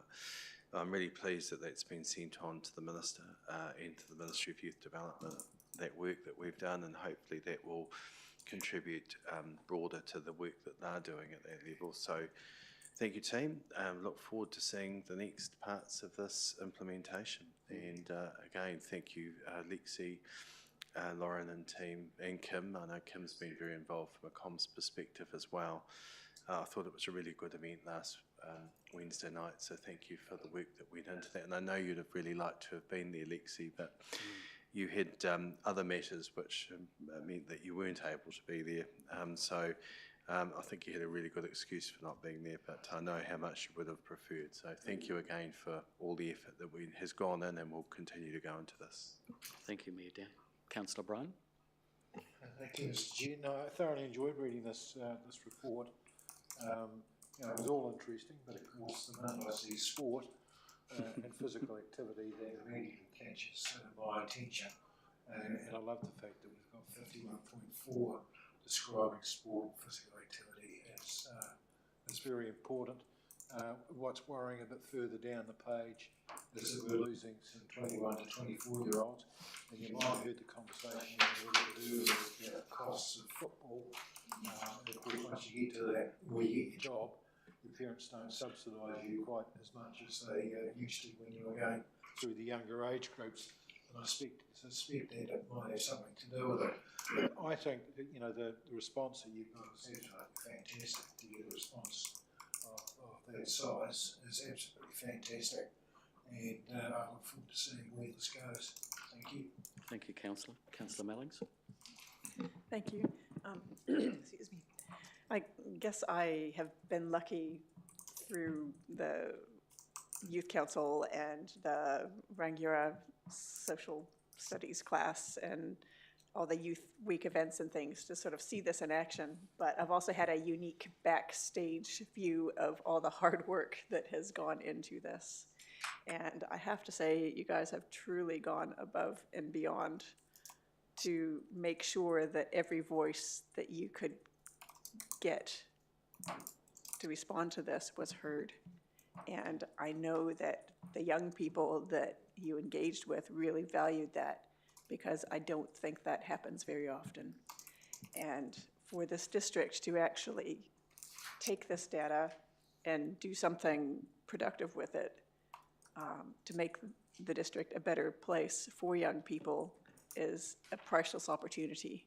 And I think that Waimakariri, by virtue of this study, is really a trailblazer in this space. So I do tip my hat to you guys. You've done a lot of hard mahi in this, and the results show. I am looking forward to seeing what comes out the other end, but I have no doubt that this data will be serving us well for years to come, until such time as we need to go and repeat the feat. So thank you for all your hard work, and yeah, let's see what we can do with all of this good stuff. Thank you, Councillor. I'd also like to acknowledge Sylvia, who was behind the scenes in terms of her expert guidance in terms of helping you through this process. She was a wealth of knowledge, and also Chris as well, and also Kim from the community, the comms team.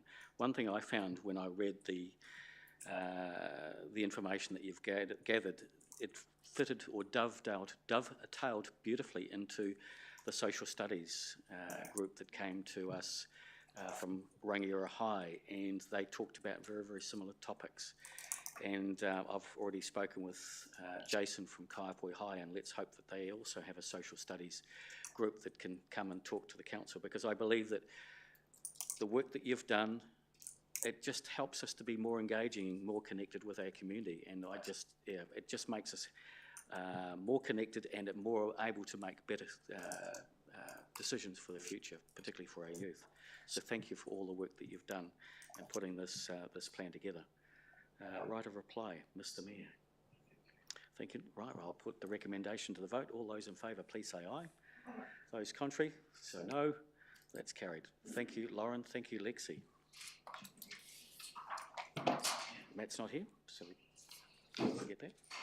Or do you want to do it? You're going to do it? Sorry.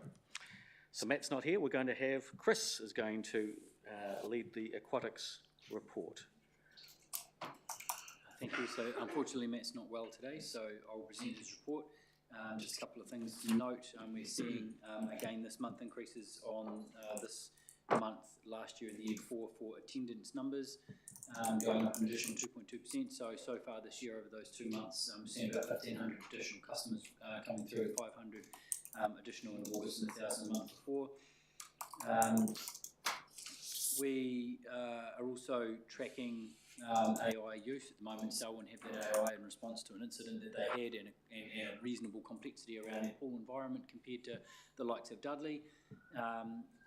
They are seeing the benefits of doing that. The price is still very high for putting in AI into your building, high to the point where we can employ a significant number of additional staff to actually sit around the outside of the pool. So still weighing up the benefits of that and keeping a close watch on that to see if those costs over time decrease to make it something which would be value for us to do at our facilities. And we have a number, the incidences in our facilities at all 3 sites remains relatively low, noting that this is due to the processes and procedures we have in place, but also the design features associated with building being relatively new, especially Dudley with the largest numbers of visitors going to Dudley. Happy to take any questions. Excellent. Anybody have the first question? Thank you, Councillor Redmond. Chris, I just wondered how AI actually works. Do you have a camera linked to a computer to see if someone's drowning? Or? You've got a watch on, yeah. And then the AI is looking at everybody, and then the AI has an algorithm in it that says if you see these certain things, that have been programmed into the algorithm, that you'll notify the lifeguards, and then they'll look at their watch and go, oh, the southwestern side of the pool, there seems to be something which is not usual. And those things are people that are under the water for a longer period of time, people that are thrashing about in a certain way, those sorts of things which are loaded into the AI system. So it doesn't remove people because clearly AI can't jump in the pool and rescue anybody. The issue that happened, I can't remember exactly where it was, but it was specifically associated with glare. So they had the windows along one side. The lifeguards were standing there staring at the pool, but they just simply couldn't see the fact that there was someone under the water. The cameras can see straight through the glare and they can still see people underwater, so it's just better eyes on the pool. So do we have closed circuit TV in the pools at the moment, looking? We do, not ones that would be capable of undertaking the AI monitoring that's happening in the likes of Selwyn at the moment. We'd have to upgrade considerably, and I believe the costs are still above $100,000 for us to be able to do that. So with $100,000, you can employ a staff member to steer to be in the pool in the area where there's glare. So for us, only having that one pool environment, the likes of Selwyn, they've got separate pools. When they built the extension, there's a wall between the two, and they've got separate pool spaces. So it's a little bit more challenging for them to have all of the staff in all of those areas. So ours is a little bit easier. So the 100,000 roughly, yep. Is that per pool? Yeah, it would be, yeah. So it's quite a lot of money at the moment, but it's new technology, and when these new technologies come into play, they're always relatively expensive until there's a lot of demand in the market. So we'll just keep watching, keep reporting on it to CNR to see whether or not that price point reduces, to see whether or not there's incidences that could happen at our pool that it's been able to avoid or notify someone so that they've had more preventative actions and things like that. Cool. I've got a quick question, Chris, in that regards to, talked about the staff doing an internal customer survey every 6 months. Does that survey also cover removing barriers like of costs in terms of, I brought to you a resident that has 4 children, and the cost of swimming lessons for 4 children having to pay upfront. Are those the sort of questions that the internal customer survey is that in there or not in there? It's more around the quality of the service that we're actually providing and the building structure, those sorts of things. I'll have to go back and have a look at what the questions are. I can send you those outside the meeting to see whether there's any cost-related ones. The costs are usually something which is discussed as part of the annual plan process. Okay. It was just really just to look at whether or not there's a way we could remove some barriers for some families and then come up with payment plans or other options in terms of getting people to learn to swim and that sort of thing. So anyway. And we did have a look at the payment plans. We don't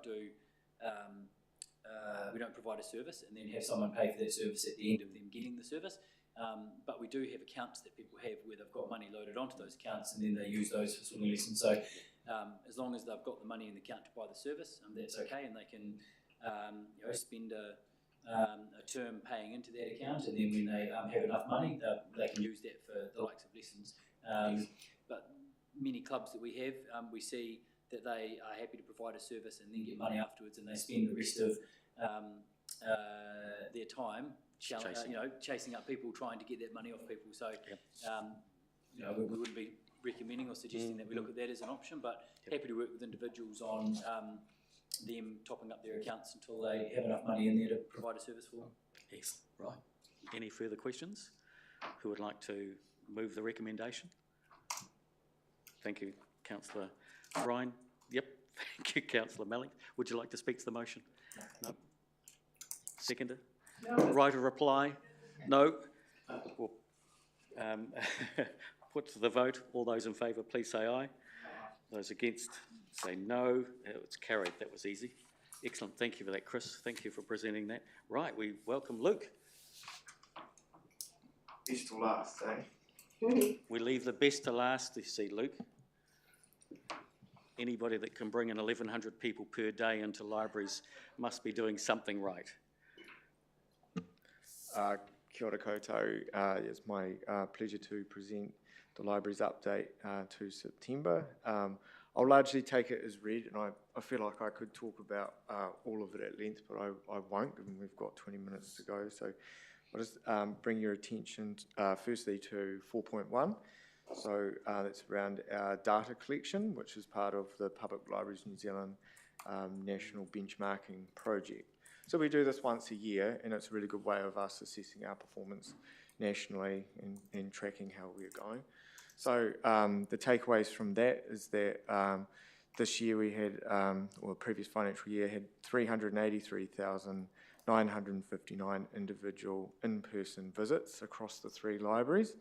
That was slightly down on last year, and it was our refit in March that didn't quite get us over the line there, which is a little bit frustrating, but I'm sure that we'll crack 400,000 next year. So if we look at how we're tracking, 2023, 2024, we had around 368,000 visits. So we're trending up on average by about 15,000 people a year through our libraries.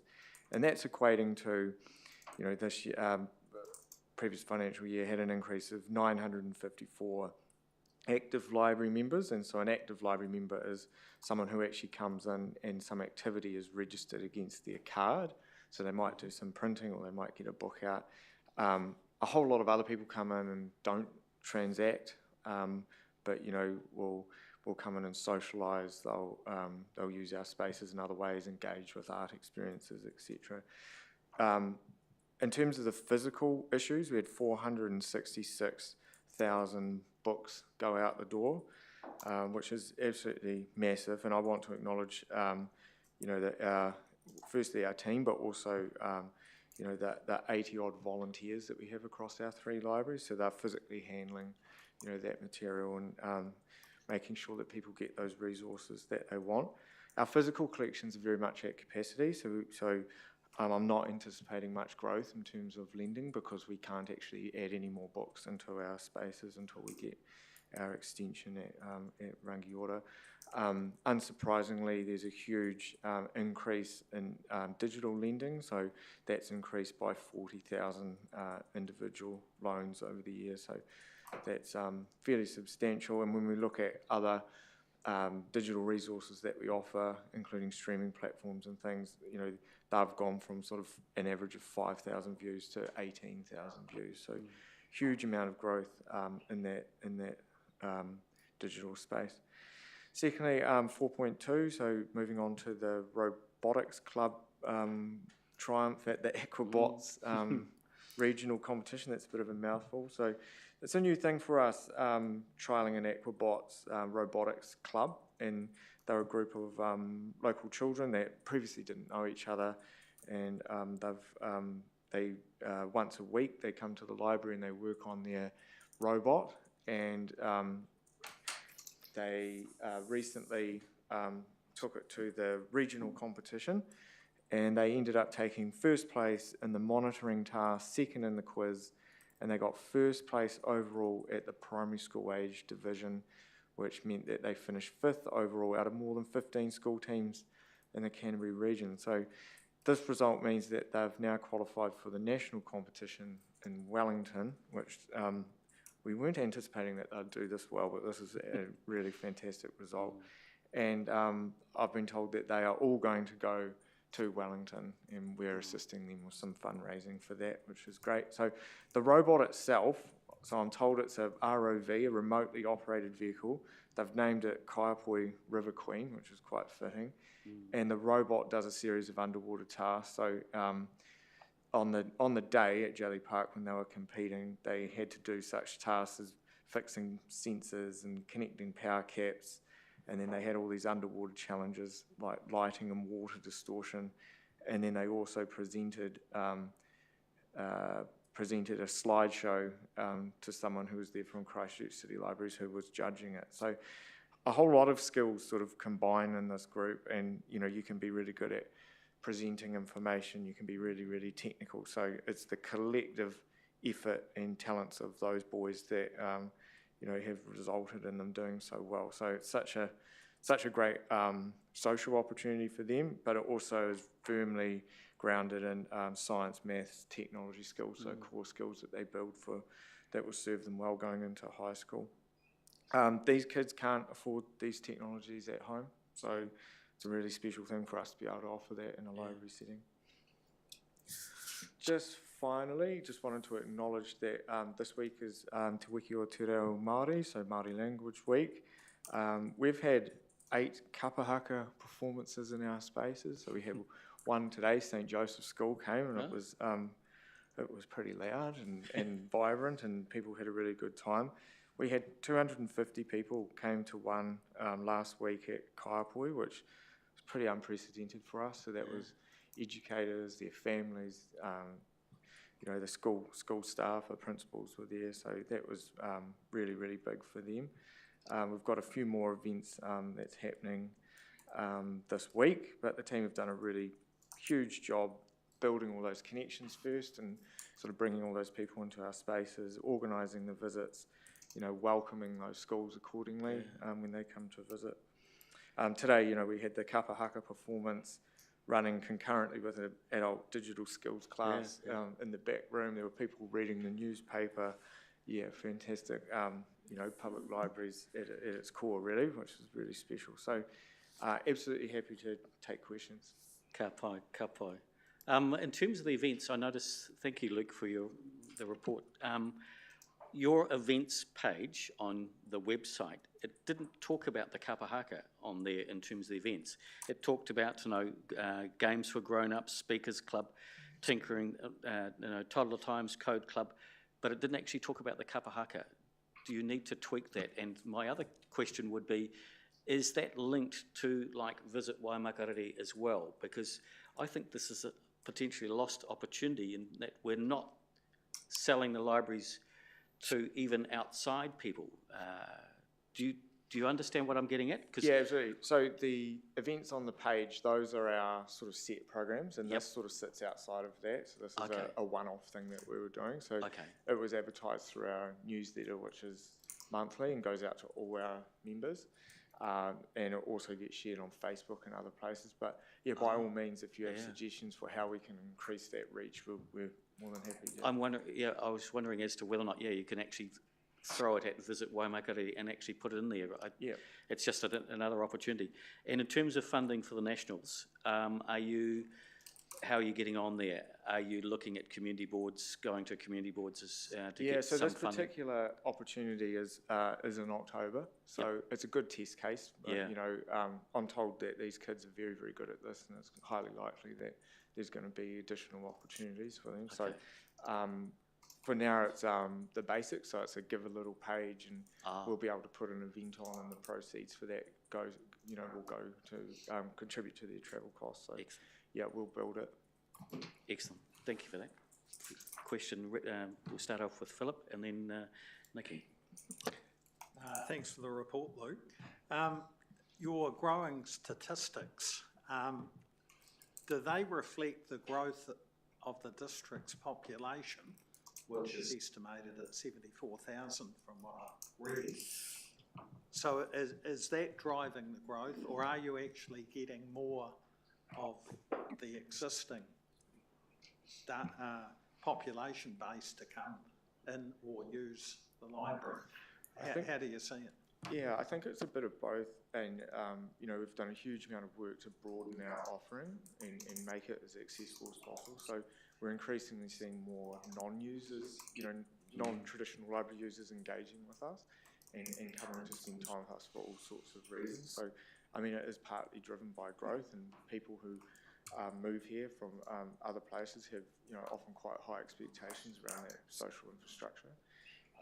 So there is additional, you know, community demand in that space. The community are telling us that they want more of these opportunities for lifelong learning, and, you know, events and programs, and more opportunities around social connection, as well as engaging with the more traditional parts of what we do.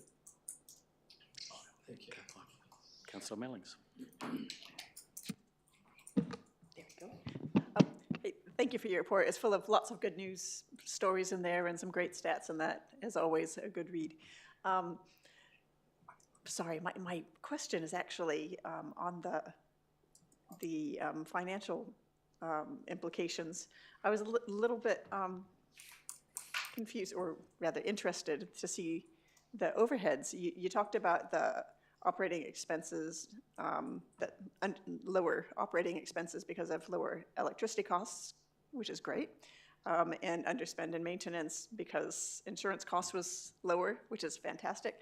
But I was interested to see that we had overheads. So we've only spent $626 against a budget of $102 for over $102,000 for overheads. Well, that would be because it's the start of the financial year. Okay. Is it right?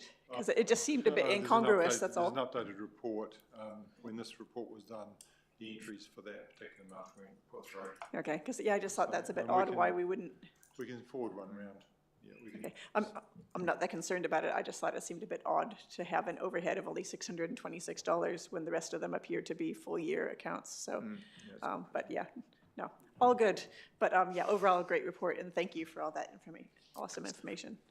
And don't go without me giving you this back, because it's signed by the author, and I have to give it back. It is. So what we're going to do is swap copies. So I've got another one for you. Yeah. Thank you, Councillor. Councillor Fulton. Thank you, Mr. Chair, and thank you, Luke, for that report. Just reflecting, I suppose, over what I see in the libraries, an expanding range of activities, and I fully applaud them.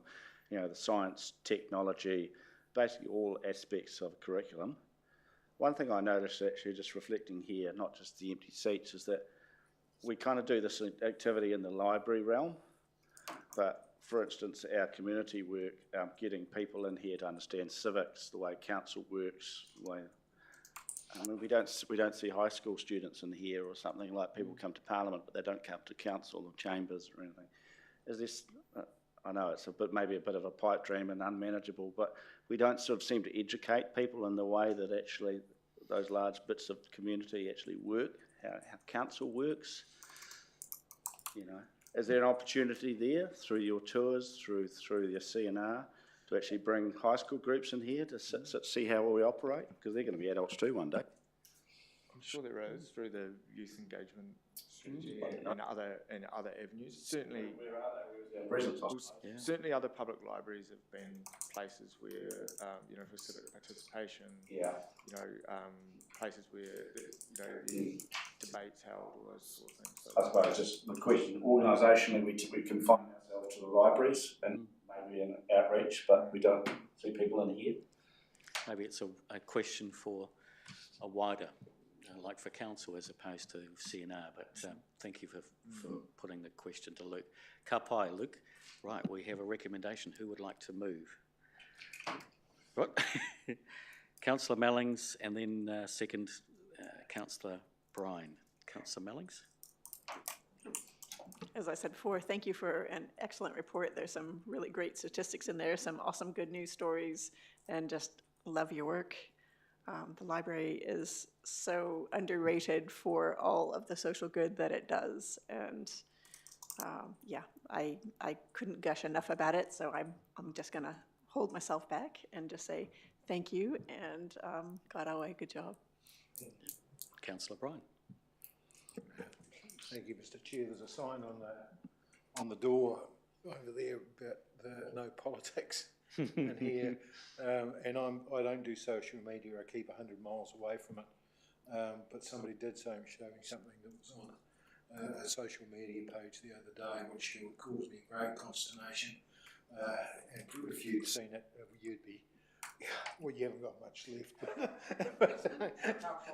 Yeah, but yeah, I won't say any more because Sarah's put a thing on. No politics.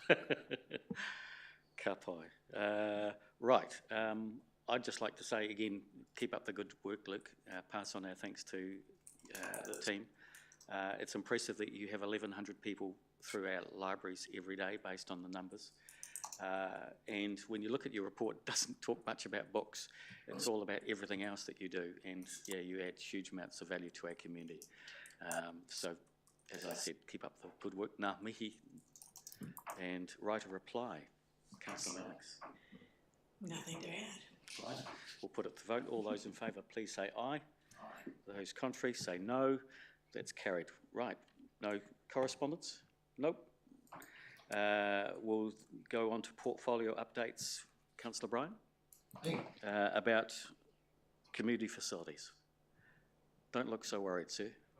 Yeah, no, that's fine. Tender for the solar panels at main power being sent to market. Excellent. 2 envelope process. Our second envelope was opened on the 10th of October. Hopefully job completed before the end of the calendar year. Pegasus Community Centre evaluation of tenders is completed. It's going to the council on the 30th.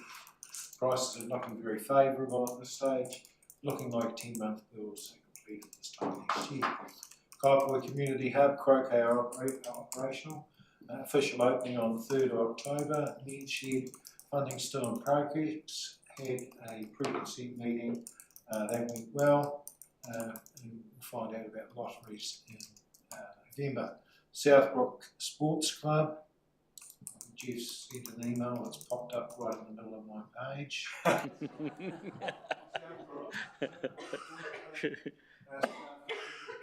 With the group progressing to the next stages of their project planning. They are thinking about re-engaging with the wider community to focus on requirements and expectations for future asset planning. Old Rangiora Police Station, the car park, as most of us would have known from the Community Service Awards, is finished. I parked in there. It's good. It's attractive. So very well done. It's a 3-hour limit, so that people don't have to panic over movies. So that's it from me. Thanks, Mr. Chair. Any questions of Councillor Bryan? Southbrook, with regard to, are they looking at changing maybe some of the parameters of what they're, or their expectations, Robbie? Yes, they are. Realistically, we're not going to get the sum of money required for what council identified as being the ideal.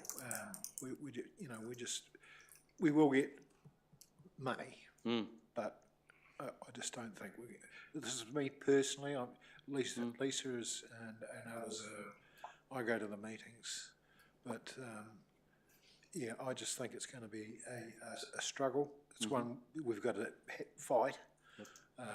But we got to be realistic.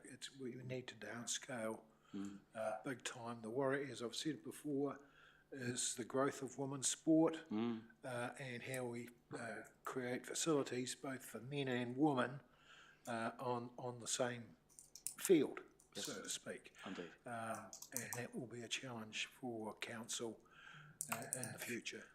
Fabulous. Thank you, Robbie. Any other questions? I've already sent through my report, so if there's any questions to that, there appears to be none. Questions, any urgent general business? There doesn't seem to be any.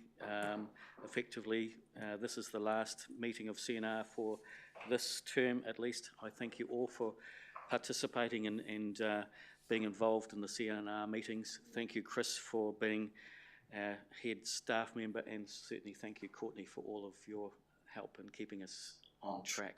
And thank you all for the staff behind the scenes, the Tessas, the Lukes, the Grants and that sort of thing. So thank you very much for being part of CNR, and it's certainly been my pleasure to chair it for this last part of the term at least anyway. Go well, and hopefully we'll see you in the next term. Thank you.